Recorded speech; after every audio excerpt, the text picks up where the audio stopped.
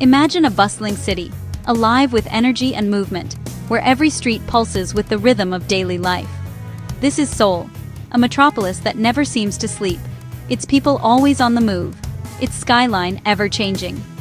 At the heart of this city once flowed a river, the Cheonggyecheon, a natural artery that shaped the lives and stories of generations. For centuries, this stream was where life happened. Families gathered on its banks, children played in its waters, and markets thrived along its edge. The river was more than just a waterway. It was the soul of the city, a place of connection and community. But after the devastation of the Korean War, Seoul faced new challenges. The city, desperate to modernize and rebuild, began to see the river not as a treasure, but as an obstacle to progress. In the 1950s, the decision was made to bury the Cheonggyecheon under tons of concrete, erasing it from view. In its place, a massive elevated highway was constructed, stretching across the city like a concrete monster. The expressway quickly became a symbol of modern progress, a testament to Seoul's rapid growth. Cars zipped through the city, and the highway was hailed as a marvel of engineering. But the cost was steep. The area beneath the highway grew noisy and polluted. The once vibrant neighborhoods were cut off from each other, businesses withered, and the community spirit faded. The concrete structure itself began to show signs of decay. What was once a proud achievement now loomed as a barrier, dividing neighborhoods and isolating people from one another. The expressway, meant to unite the city, had instead fractured it. Beneath the roaring traffic, the Cheonggyecheon was forgotten, reduced to a dark hidden tunnel, its waters choked off, its memory fading from the city's collective mind. What looked like progress for cars was, in reality, a setback for people. The city's heart had been paved over, and the cost was felt in lost connections and empty streets. As the years passed, the expressway began to crumble. The city faced a difficult choice: pour resources into repairing the aging highway, or dare to imagine something entirely new. Could Seoul's leaders and citizens envision a different future? One where the river could return, and the city could be reconnected with its natural roots? The answer to that question would set in motion a transformation that would change the city forever, inspiring urban planners around the world. Sometimes, the boldest move is to undo what was once called progress, to tear down the concrete and rediscover what was lost. And that's exactly what Seoul decided to consider.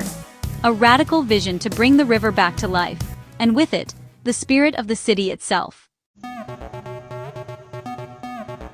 By the early 2000s, the Cheonggyecheon Expressway was failing, unsafe, ugly, and choking Seoul's center. The once proud symbol of modernity had become a crumbling eyesore, its concrete pillars casting shadows over what was once a vibrant stream. The city's heart was suffocating beneath the weight of endless traffic and pollution, and the people of Seoul felt the consequences every day.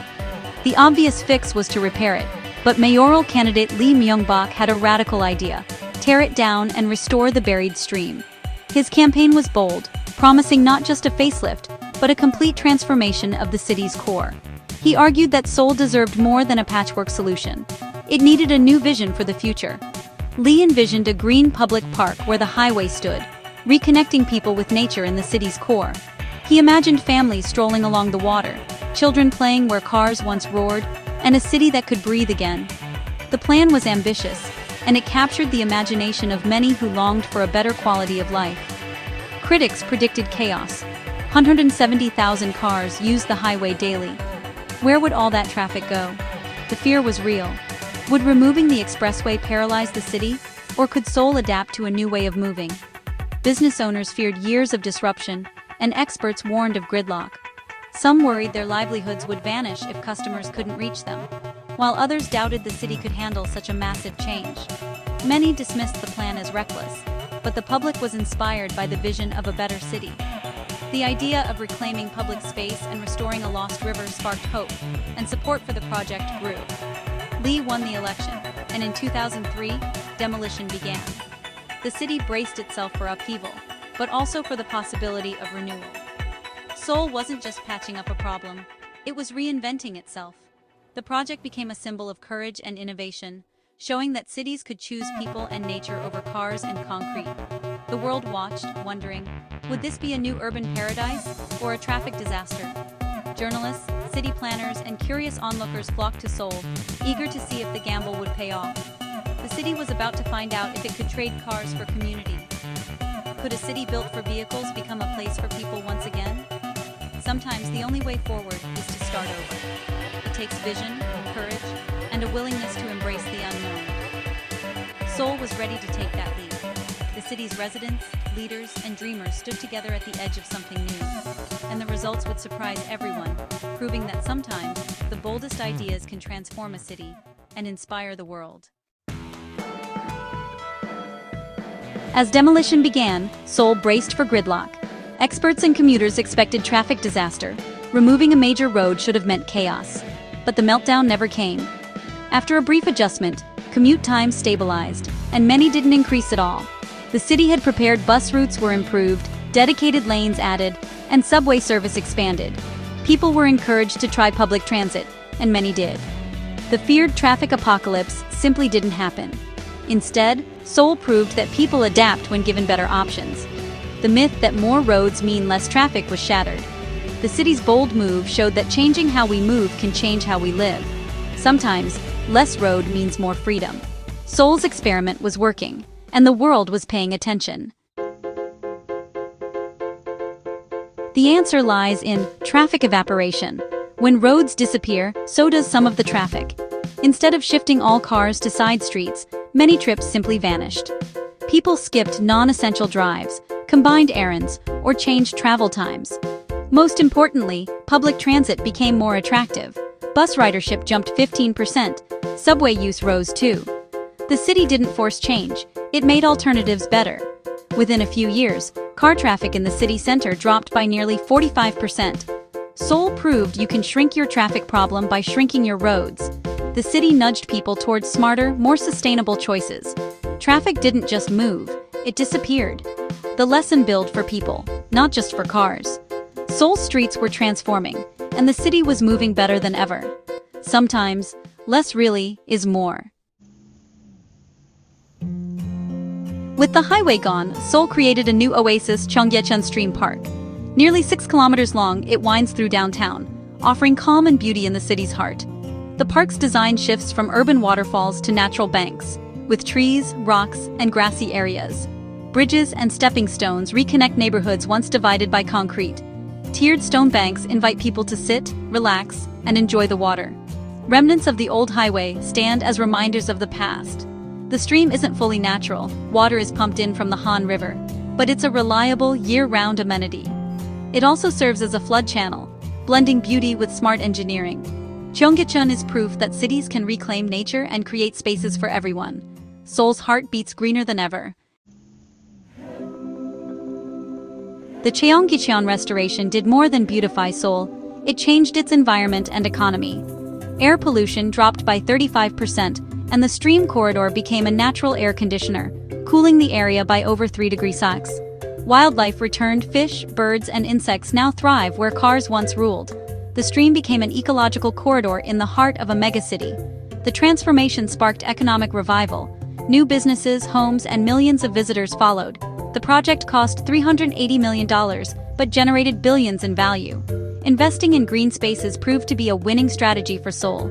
Cleaner air, cooler summers, and a vibrant downtown became the new normal. Nature and city life found harmony. The Cheonggyecheon became a symbol of renewal. Seoul showed that restoring nature can restore prosperity, and the world took notice.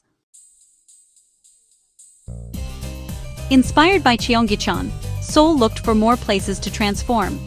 Near the main train station, an old elevated highway became Seoullo 717, a sky garden instead of a road. The structure was reborn as a pedestrian walkway, filled with trees, flowers, and educational plant labels. Cafes, art, and play spaces turned it into a destination, not just a shortcut. Seoullo 7017 reconnected neighborhoods and boosted local businesses. It proved infrastructure can be for people, not just cars. Along with Gwanghwamun Square's transformation, Seoul showed a new way forward. The city's most valuable real estate is for people, and Seoul keeps finding ways to prove it. These projects aren't perfect. Accessibility remains a challenge. Cheonggyecheon's sunken design means stairs are often the only way down, making it hard for those with mobility issues. Elevators and ramps exist, but they're rare and inconvenient. The stream isn't directly connected to subway stations, creating a disconnect. Seoullo 7017 is flat, but getting on and off can be tricky, with no direct links to major transit. These gaps show that reclaiming space is just the first step. True public spaces must be accessible to all. Seoul's journey is ongoing. Universal design is the next frontier. Every city can learn from these lessons. Seoul's transformation is a lesson for cities everywhere, showing what's possible when we rethink our priorities and put people at the heart of urban design. For decades, cities around the world prioritized cars, sacrificing walkability, green spaces, and community for the sake of speed and convenience. Streets became rivers of traffic, and neighborhoods lost their sense of connection. Seoul dared to reverse that, choosing people over traffic. The results speak for themselves. Cleaner air, a stronger local economy, more nature in the city, and citizens who feel happier and more connected. Projects like Cheonggyecheon, Seoullo 7017, and Gwanghwamun Square prove that car-friendly doesn't mean people-friendly. When you reclaim space for people, you create places where life can flourish. The more you design for people, the more vibrant, inclusive, and successful a city becomes. Public spaces fill with laughter, creativity, and a sense of belonging. Seoul's story is a beacon of hope, reminding us that the mistakes of the past don't have to define the future. Cities can heal, adapt, and grow in new directions.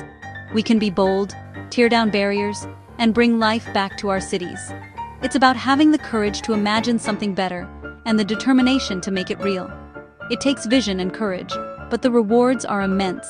Healthier communities, thriving businesses, and a renewed sense of pride in where we live. When we build for people first, we create better places and better lives. Cities become places where everyone, from children to elders, can thrive together. Seoul's example is spreading worldwide, inspiring other cities to reimagine their own streets and public spaces.